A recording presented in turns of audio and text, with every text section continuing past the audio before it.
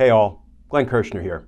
Please enjoy this video on the Political Voices Network. You know, as bad as we thought it was when it happened, boy, oh boy, reading down the levels of what happened at the Supreme Court, it is just, I don't even know if gobsmacking is enough of a word.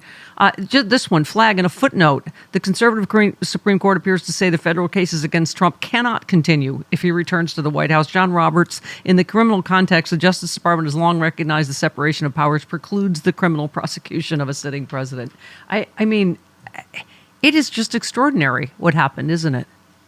Yeah. These are the times that try men's and women's souls. And we are in a war, and I use that term advisedly. We're in a war for our democracy. Ordinarily, Steph, look, I was a rule of law guy my whole life, and I remain a rule of law guy. And one of the norms for us, and I think for most people, is that you abide by Supreme Court opinions. You just do, right? Now, you may find ways to put a legislative fix in place to change whatever it is the Supreme Court has announced, if that is available. But what happens, Steph, when you have a Supreme Court opinion that opens with, this is a hypothetical, we need not turn to the Constitution or to any statute or to any precedent, but today we are delivering an illegitimate opinion because we believe Donald Trump needs help and we'd like to see him stay in office. Therefore, we're announcing that he has absolute immunity, or at least a presumption of immunity that we may convert into absolute immunity. So now you must abide by our opinion. My question, and that's what they did. They didn't obviously have the preamble I just laid out, but it is what they did. This is not an atextual, in other words, this is not an opinion that doesn't have any support in the text of the Constitution. It's an anti-textual opinion. It contradicts the Constitution and the very principles upon which our nation was founded. What do we now do? Do we have to blindly follow and abide by an unconstitutional opinion from the Supreme Court? I'm not pretending I have the answer to that question, but what I know is that they just delivered President Joe Biden the power of lawlessness. Lawlessness is now lawful if you're the president. What does Joe Biden do with that power? How does he wield it? Because, Steph, if he declines to do anything, and we look back and we have lost our democracy, but at least we stuck to our principles by not doing something that was so forward-leaning that we would be criticized for it, even though the Supreme Court told us we could do it. I'm not going to be comforted if that's where we find ourselves.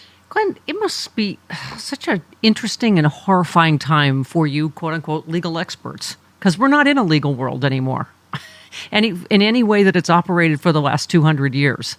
So, when people go, oh, the legal experts are all wrong about, well, I don't think anyone could have imagined this Supreme Court. It's completely political. It's not legal anymore. I mean, the fact that Clarence Thomas basically just added in, oh, by the way, Aileen Cannon, here's an idea, right, about how to, somebody wrote, I'm not quite sure why Justice Thomas did this. He may breathe life into Trump's argument in front of Judge Cannon that Jack Smith was improperly unconstitutionally appointed. That is not the law. That's not the case. If she rules that way, imagine she would be overturned on appeal. It seems to me that Justice Thomas was trying to give some sustenance to this argument. I believe it's a faulty argument. Every court that examined it so far has found it to be faulty. But who knows, right? But then I'm like, is that the thing that could get her overturned or removed, or is that it?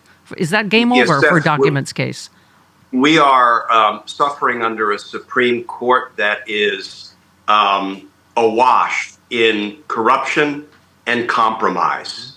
And so the question becomes, when Supreme Court justices both ignore their oath, ignore any ethical constraints, and violate the law in many respects, like not properly filling out the statutorily required financial disclosure forms, who's going to do something about it? It's up to the executive branch and Congress to do something about it, but they've done nothing, and that's why they are now delivering what I believe are illegitimate opinions. You know, back in 1911, I know you all are dying to hear what the Supreme Court did in 1911. I certainly am, They said, Professor.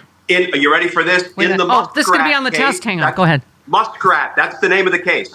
Muskrat versus United States. They said, no. We don't issue advisory opinions. And Clarence Thomas just issued an advisory opinion, and he was giving advice on something that's not an issue in this case. That is so improper. It is such an abuse of the justice's discretion.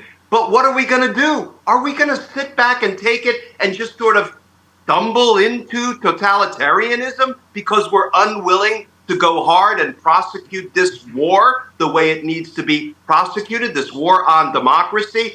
I think it's time to step up. Yeah. Well, you tweeted, Supreme Court bestows supreme immunity on Donald Trump. Now we, the people, are the jury. And we will vote guilty on November 5th because #Justice Matters. You said it's like the American people are frogs in the pot and Trump's Supreme Court justices just keep turning up the flame. We all better hop our asses to the polls November 5th and put an end to this destruction of our democracy. It is all on us, right? I mean, it's all on us. Yeah. And Steph, it always has been. We have always been the only ones who could save us, and we are the ones who always save us. It's not some prosecutor or some politician or some judge or some special counsel. It's us. And I'm glad that I've been selected for this damn jury. I'm so glad that we, the people, are now on the You can't get out of this jury duty. Don't make any excuses. That stands between, well, it's still an open question as to whether you qualify on this jury. But still, we have to ask you some more questions about your background stuff. No, seriously, we've been selected as the jury that stands between Donald Trump and dictatorship. We are the final jury, right? And we get to go to the polls on November 5th and vote guilty. Donald Trump is guilty. Yeah. We're the jury, and we're going to fix this. We still have the power to fix it, and we are going to fix it. There it is, my first drink of the day, Z-Biotics Pre-Alcohol Probiotic. Many of you know my story. I stopped drinking wine for 3 years during COVID, during the lockdown as part of a health reset. Now I drink wine in moderation, but this is an amazing new product. I've always believed in probiotics. And Z-Biotics, check this out. You drink just one of these. It's the world's first genetically engineered probiotic. It was invented by PhD scientists to tackle rough mornings after drinking. I am using this and I feel great in the morning. I don't have to worry if I have an extra glass of wine, I still feel great in the morning. Here's how it works. When you drink, alcohol gets converted into a toxic byproduct in the gut. I've always had acid reflux problems. It is this byproduct, not dehydration, that's to blame for your rough next day. Z-Biotics produces an enzyme to break this byproduct down. All I know is it works. It is Z-Biotics Pre-Alcohol Probiotic. Go to zbiotics.com/politicalvoices or scan the QR code on the screen right now.